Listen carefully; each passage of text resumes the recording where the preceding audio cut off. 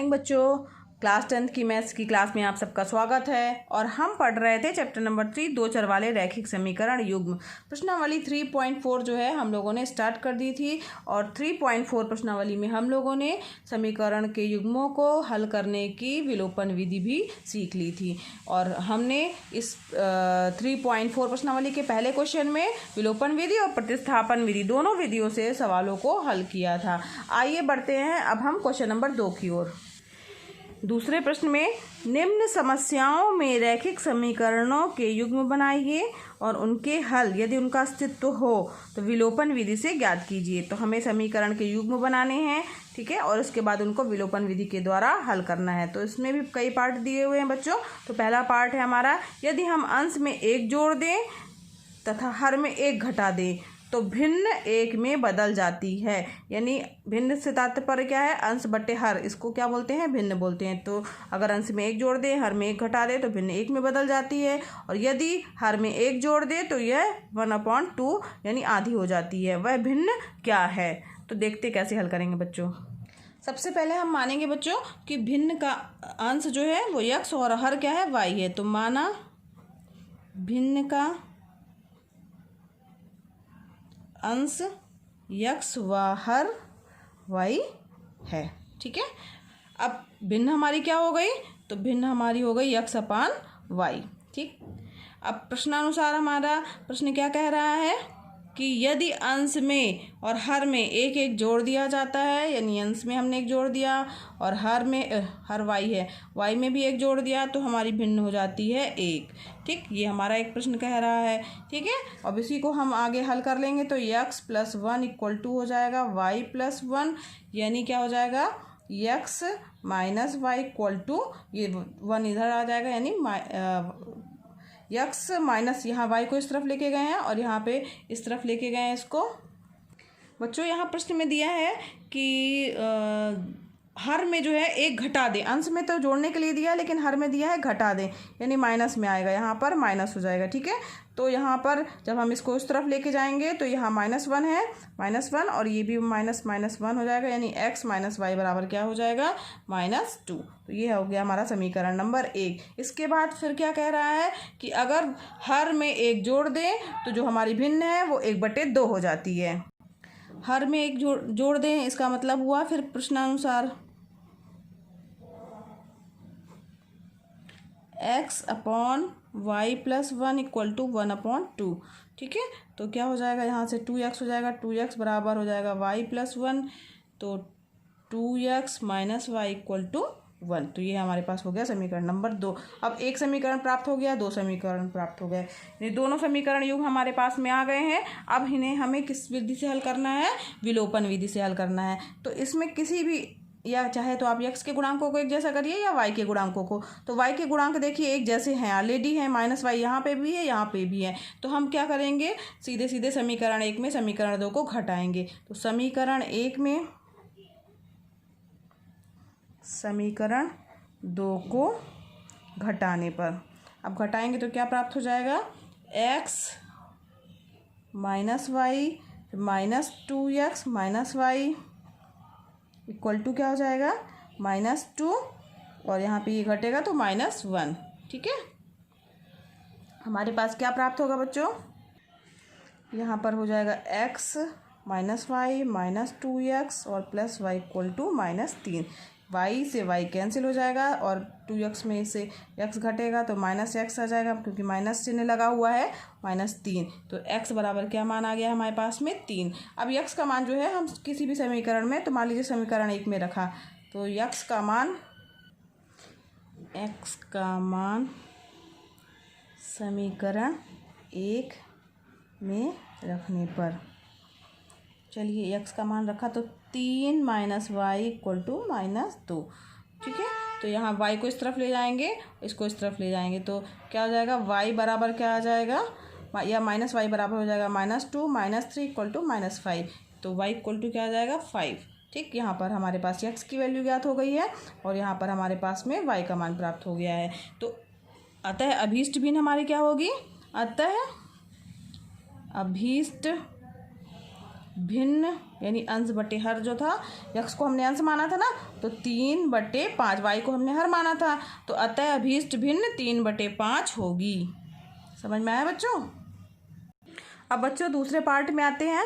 5 वर्ष पूर्व नूरी की आयु सोनू की आयु की 3 गुनी थी। 10 वर्ष पश्चात नूरी की आयु सोनू की आयु की 2 गुनी हो जाएगी। नूरी और सोनू की आयु कितनी है? तो यहाँ पर 5 वर्ष पूर्व दिया है, फिर 10 वर्ष पश्चात दिया है बच्चों। तो हम क्या करेंगे, इसमें नूरी और सोनू की वर्तमान आयु को मान लेंगे, किसी एक को x एक को y मान लेंगे। इसके बाद 5 वर्ष पूर्व वाली शर्त लगाएंगे, इसके बाद 10 वर्ष पश्चात वाली शर्त लगाएंगे। 2 समीकरण प्राप्त होंगे हमें और इस तरीके से हम उसका हल निकालेंगे। तो थोड़ा सा हिंट इसको कर दे रहे हैं, ये आपका होमवर्क रहेगा। आइए देखते हैं कैसे करना है।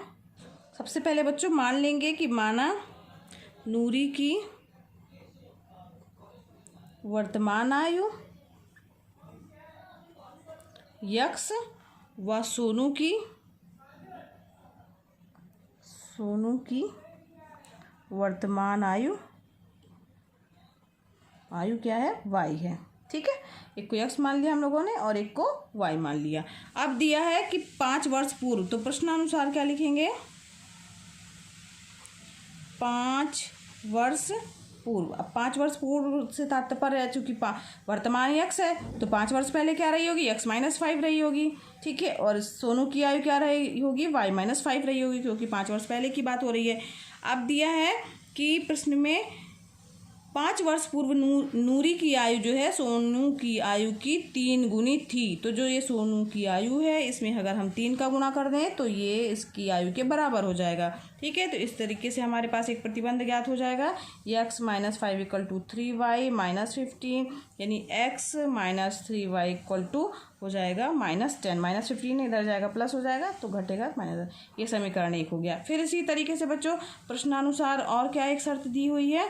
10 वर्ष पश्चात। 10 वर्ष पश्चात, ठीक है, 10 वर्ष पश्चात क्या है कि नूरी की आयु सोनू की आयु की 2 गुनी हो जाएगी। तो 10 वर्ष पश्चात पहले तो आयु देखिए क्या होगी। वर्तमान आयु x थी, इसकी वर्तमान आयु क्या है? y। 10 वर्ष पश्चात +10 और ये भी हो जाएगा +10, है ना, 10 वर्ष क्योंकि बाद में है। अब प्रश्न में कह रहा है कि 10 वर्ष पश्चात नूरी की आयु जो है सोनू की आयु की 2 गुनी हो जाएगी। तो यानी इसमें क्या करेंगे, हम 2 का गुणा कर देंगे तो बराबर हो जाएंगे दोनों। ठीक है, अब इसको भी हल कर लेंगे। x + 10 = 2y + 10 20 हो गया। तो x - 2y = क्या हो जाएगा? 20 यहाँ पे है, इधर जाएगा माइनस हो जाएगा, 20 में से 10 गया 10। तो ये समीकरण नंबर 2 हो गया। अब यहाँ पर चूंकि x एक जैसे हैं तो समीकरण 1 में से 2 को घटा करके आप इस तरीके से जब घटा देंगे तो x कैंसिल हो जाएगा, y का मान हमें ज्ञात हो जाएगा। फिर y का मान समीकरण 1 में रख देंगे या किसी भी समीकरण में रख देंगे तो हमारे पास किसका मान प्राप्त हो जाएगा? x का मान प्राप्त हो जाएगा। ठीक है, तो वो तब वह नूरी की जो होगी वर्तमान आयु हो जाएगी और सोनू की भी वर्तमान आयु हो जाएगी। समझ में आया बच्चों? तो इसके आगे का आप कर लीजिएगा, बहुत ही आसान है, बता दिया है मैंने। चलिए आइए बढ़ते हैं क्वेश्चन नंबर 3 की, इसके तीसरे पार्ट की ओर। तीसरा पार्ट है 2 अंकों की संख्या के अंकों का योग 9 है। ठीक है, इस संख्या का 9 गुना संख्या के अंकों को पलटने से बनी संख्या का 2 गुना है, तो वह संख्या ज्ञात कीजिए। 2 अंकों की संख्या है तो इसमें इसका मतलब है कि एक इकाई का अंक होगा और एक दहाई का अंक होगा। तो इकाई का अंक दहाई का अंक आप मान लीजिए। चलिए आइए देखते कैसे हल करेंगे इसे। इसमें बच्चों मान लेंगे इकाई का अंक हमने मान लिया कि y है। ठीक है, तो माना इकाई का अंक y तथा दहाई का अंक x है। ठीक है, तब हमारी संख्या क्या हो जाएगी? 10 दहाई का अंक है तो 10 का गुणा हो जाएगा x के साथ में। ठीक है, और y जो है चूंकि इकाई का अंक है इसलिए 10x + y जो है हमारी संख्या होगी। ठीक, समझ में आया ये? अब इसके बाद फिर प्रश्न क्या कह रहा है? प्रश्नानुसार जो है हमारा प्रश्न कह रहा है कि 2 अंकों की संख्या के अंकों का योग 9 है, यानी अंकों का योग यानी जो हमारे x और y हमने माना है उनका योग क्या है? 9 है, यानी x + y = 9। ठीक है, ये हमारा समीकरण नंबर 1 हो गया। फिर और प्रश्न कह रहा है, क्या कह रहा है? फिर लिखेंगे प्रश्नानुसार। अब क्या कह रहा है कि इस संख्या का 9 गुना, ध्यान दीजिएगा, इस संख्या का 9 गुना, यानी जो हमारी संख्या क्या थी? 10x प्लस वाई थी, इसका 9 गुना हमने कर लिया। 9 गुना संख्या के अंकों को पलटने से बनी संख्या का 2 गुना है, इक्वल टू हो जाएगा बच्चों। यहाँ पर संख्या को पलट दिया जाए ना, तो पलटने पर हमारी जो हम संख्या हो जाएगी वो क्या हो जाएगी 10y प्लस एक्स, यानी अंकों को हमने पलट दिया है। x की जगह इकाई का अंक दहाई की जगह, दहाई का अंक जो है इकाई की जगह कर दिया है। तो पलटने पर जो संख्या है उसका फिर क्या कह रहा है 9 गुना जो है संख्या के अंकों को पलटने से बनी संख्या का 2 गुना है, तो इसका 2 गुना है। 9 गुना जो है पहली जो संख्या है इस संख्या का 9 गुना संख्या के अंकों को पलटने से बनी संख्या का 2 गुना। ठीक है, ये पलट के 2 गुना प्रश्नानुसार जो कह रहा है प्रश्न, बस केवल हम लोगों ने वही किया है। अब इसको हल करेंगे तो 90x plus 9y equal to 20y plus 2x, तो 90x माइनस 2x। अब यहाँ पे एक ही तरफ लेके आते हैं, मान लीजिए, तो plus 9y minus 20y equal to 0, यानी 88x minus 11y equal to क्या आ जाएगा बच्चों 0 आ जाएगा। ठीक है, अब यहाँ पे देखिए 11 कॉमन हो जा रहा है, तो क्या आ जाएगा यहाँ 11 ले लेंगे कॉमन, तो 8x minus y equal to 0, यानी 8x minus y equal to क्या आ जाएगा 0। ये हमारा समीकरण नंबर 2 प्राप्त हो गया। अब समीकरण 1 ये हो गया, समीकरण नंबर 2 प्राप्त हो गया है। अब यहाँ ध्यान दीजिए, यहाँ पर y है, यहाँ पर भी y है, यानी हम सीधे सीधे इसमें समीकरण 1 में 2 को, चूँकि यहाँ माइनस y है तो हम समीकरण 1 में 2 को जोड़ देंगे, तो 1 में 2 को जोड़ने पर, क्योंकि चिन्ह आप ऑलरेडी विपरीत हैं, अगर एक जैसे चिन्ह होते तो घटाते, तो x प्लस क्या हो जाएगा x plus y equal to 9, और यहाँ पे लिखेंगे उसी के नीचे 8x minus Y equal to 0। ठीक, अब हम जोड़ रहे हैं तो कुछ चेंज ही नहीं होगा। 8 और 1 ये कितना हो गया 9x, और यहाँ पे ये दोनों कैंसिल हो जाएंगे। 9x बराबर क्या हो गया 9, तो x बराबर क्या आ जाएगा 9/9 यानी 1। x का मान कितना हो जाएगा x इक्वल टू 1 प्राप्त हो गया। ठीक, अब यहाँ पर x का मान प्राप्त हो गया है। अब किसी भी एक समीकरण में रख दीजिए, तो समीकरण एक में मान रखने पर में x का मान रखने पर रख दीजिए। समीकरण एक क्या है बच्चों x plus y equal to है 9, तो यहाँ पर x की जगह 1 रखेंगे, 1 प्लस वाई इक्वल टू 9, तो y इक्वल टू क्या आ जाएगा 9 माइनस 1, यानी y इक्वल टू क्या आ गया आपके पास में 8, y इक्वल टू 8।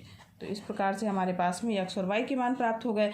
अब x का मान प्राप्त हो गया, y का मान प्राप्त हो गया, लेकिन अभी हमें क्या पता करना है, संख्या ज्ञात करनी है। तो संख्या हमारी क्या थी बच्चों, संख्या थी हमारी 10x प्लस वाई, है ना। तो अब हम इसमें लिखेंगे अतः संख्या 10x plus y equal to, यहाँ पर x की जगह 1 रखेंगे, यानी 10 इंटू 1 प्लस वाई की जगह 8 इक्वल टू क्या हो जाएगा 10 धन 8, यानी 10 धन 8 यानी कितनी हो जाएगी 18। तो संख्या क्या हो जाएगी 18 होगी, अतः संख्या 18 होगी। यही हमारा आंसर हो गया। समझ में आया ना बच्चों। चलिए बढ़ते हैं अब इसके 4th पार्ट की ओर। चौथा क्वेश्चन है, मीना 2000 रुपये निकालने के लिए एक बैंक गई। उसने खजांची से 50 रुपये तथा 100 रुपये के नोट देने के लिए कहा। मीना ने कुल 25 नोट प्राप्त किए, यानी 100 और 50 के नोट उसने लिए और टोटल उसको संख्या में काउंटिंग में 25 नोट प्राप्त हुए। ज्ञात कीजिए कि उसने 50 और 100 रुपये के कितने कितने नोट प्राप्त किए। तो अब ये पता करना है इन 25 नोटों में कितने 50 रुपये के हैं और कितने 100 रुपये के हैं। तो बच्चों सबसे पहले हम मान लेंगे कि 50 रुपये के नोट जो है मान लिया जाए, 100 रुपये के नोट की संख्या जो है वो y है। तो माना 50 रुपये के नोटों की संख्या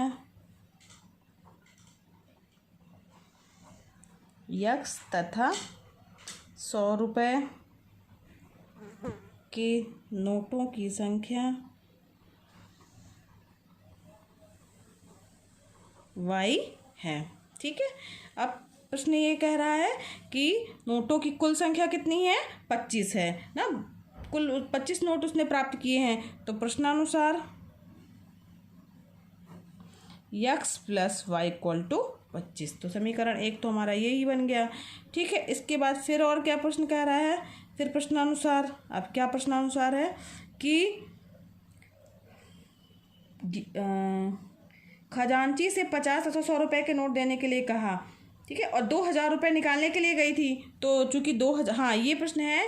अब इसमें दूसरी कंडीशन ये है कि 2000 रुपये उसने टोटल निकाले हैं, ठीक। तो 50 रुपये के नोटों की संख्या यक्स है, तो 50 गुणे यक्स, ठीक है, यानी 50 गुणे यक्स और प्लस 100 गुणे वाई, क्योंकि 100 के नोटों की संख्या कितनी है, वाई है। तो टोटल उसके पास कितनी मनी है, जो है वो 2000 रुपये है। तो ये इक्वल टू 2000। तो ये एक तरह से कहा जाए हमारा दूसरा समीकरण होगा। लेकिन इसमें से देखिए कॉमन भी आ रहा है, 50 कॉमन आ जा रहा है ना, तो 50 जो है कॉमन ले लेंगे। X plus 2y equal to हो जाएगा 2000, ठीक। तो x plus 2y equal to हो जाएगा 2000 बटे 50, 0 0 कट गया, 2 5 से कटेगा, 5 चौको 20, 40। यानी हमारा दूसरा समीकरण क्या बन जाएगा, x plus 2y equal to 40। ये हो गया हमारा दूसरा समीकरण। अब इन दोनों समीकरण को आपको हल कर देना है। तो समीकरण 1 में से 2 को घटा दीजिए, ठीक है। X plus y equal to 25 है, ठीक है। 1 में 2 को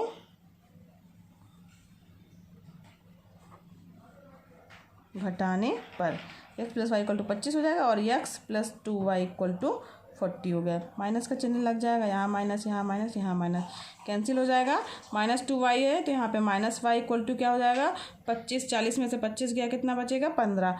तो माइनस 15 जाएगा क्योंकि माइनस का चिन्ह लगा है, यानी y इक्वल टू कितना आ गया, 15। इस तरीके से y का मान हमें प्राप्त हो गया, ठीक है। अब यहाँ पर किसी भी एक समीकरण में, पहले समीकरण में हमने रख दिया, तो यक्स का मान क्या आ जाएगा, यक्स प्लस 15 इक्वल टू 25, ठीक। तो यक्स का मान क्या आ जाएगा बच्चों, यक्स बराबर हो जाएगा 25 माइनस 15 यानी 10, ठीक। अब यहाँ पर यक्स का मान भी ज्ञात हो गया, यानी यक्स और वाई हमने क्या माना था, तो 50 रुपये के नोटों की संख्या कितनी होगी, 10, और 100 रुपये के नोटों की संख्या वाई है, यानी कितनी होगी, 15, ठीक है। तो आप उत्तर अलग से लिख दीजिएगा।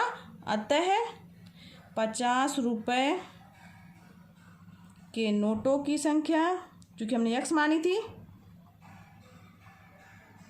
संख्या 10 तथा 100 रुपये के नोटों की संख्या कितनी मानी थी, वाई मानी थी, तो 15 होगी, ठीक है। इस तरीके से 10, अब यहाँ पे करके भी देख लीजिए, 50 रुपये का 10, 50 गुणे 10 इक्वल टू कितना जाएगा, 5, और यहाँ पे डबल 0, और यहाँ पे 100 के नोटों की संख्या 15, तो 100 गुणे 15 इक्वल टू 1500। टोटल अमाउंट उसको मिल गया 2000 रुपये मिल गया, ठीक है। चलिए आइए इसके लास्ट वाले पार्ट की ओर बढ़ते हैं। 5वां पार्ट है, किराए पर पुस्तकें देने वाले किसी पुस्तकालय का प्रथम 3 दिनों का एक नियत किराया है तथा उसके बाद प्रत्येक अतिरिक्त दिन का अलग किराया है। तो सरिता ने 7 दिनों तक एक पुस्तक रखने के लिए 27 रुपये दिए, जबकि सुसी ने एक पुस्तक 5 दिनों तक रखने के लिए 21 रुपये दिए। तो नियत किराया तथा प्रत्येक अतिरिक्त दिन का किराया ज्ञात कीजिए कि उसका नियत किराया क्या है और हर दिन जो है वो कितना किराया लगेगा। मान लीजिएगा बच्चों कि इसके लिए हम हिंट कर दे रहे हैं, आप इसको अपने आप होमवर्क मान के करिएगा, लेकिन हिंट देख लीजिए कैसे करना है। तो प्रथम 3 दिनों का नियत किराया मान लीजिएगा यक्स, प्रथम 3 दिनों का नियत किराया यक्स रुपये, ठीक है, रुपये। और क्या है, प्रतिदिन का किराया, तो प्रतिदिन का किराया मान लिया हमने, प्रतिदिन का अतिरिक्त किराया जो है वाई रुपये, ठीक है, ये हम लोगों ने मान लिया। अब प्रश्न क्या कह रहा है कि चूँकि सरिता ने कितने दिन लिया है, 7 दिन के लिए लिया था और किराया कितना दिया, 27, तो 3 दिन का तो यक्स रुपये हो गया, ठीक। कितने दिन एक्स्ट्रा उसमें लगे, तो 7 में से 3 गए, कितना बचेगा, 4 दिन। 4 दिन का उसने किराया दिया है कितना, वाई, ठीक है। तो यहाँ पर क्या हो जाएगा, x plus 4y equal to 27 रुपये उसने पेड किए हैं। समझ में आया। अब इसके साथ ही साथ बच्चों एक तो हमारा समीकरण नंबर 1 ये बन जाएगा। फिर दिया है सुसी द्वारा 5 दिन में किराया कितना दिया, 21 रुपये। तो 5 दिन यानी 3 दिन का किराया ये हो गया, और 5 दिन तो 3 दिन का तो हो गया, बचे कितने दिन, 2 दिन। तो 2 गुणे वाई इक्वल टू कितना हो जाएगा, 21 रुपये उसने दिया। तो ये दूसरा समीकरण हमारे पास बन जाएगा। बस कुछ नहीं करना है, इन दोनों को आपस में घटा दीजिएगा तो x और y का मान आपको प्राप्त हो जाएगा। इसको आपको आगे हल करना है, ठीक है। तो आशा है कि आप इसको हल कर लेंगे। तो बच्चों आज ये प्रश्नावली 3.4 यहीं पर समाप्त हुई और कल हम आगे पढ़ेंगे प्रश्नावली 3.5 और इसके लिए जो है हम एक नया मेथड सीखेंगे बच्चों, जिसे वज्र गुणनखंड विधि कहा जाता है, ठीक है। और बच्चों अगर आपको मेरा वीडियो पसंद आया हो, मेरा पढ़ाना पसंद आ रहा हो तो इसे ज़रूर लाइक कीजिए और साथ ही साथ दूसरे बच्चों को शेयर कीजिए, क्योंकि यह एकदम फ्री है। और अगर आपने अभी तक मेरा चैनल सब्सक्राइब नहीं किया है बच्चों तो इसे सब्सक्राइब भी कर दीजिए। धन्यवाद बच्चों।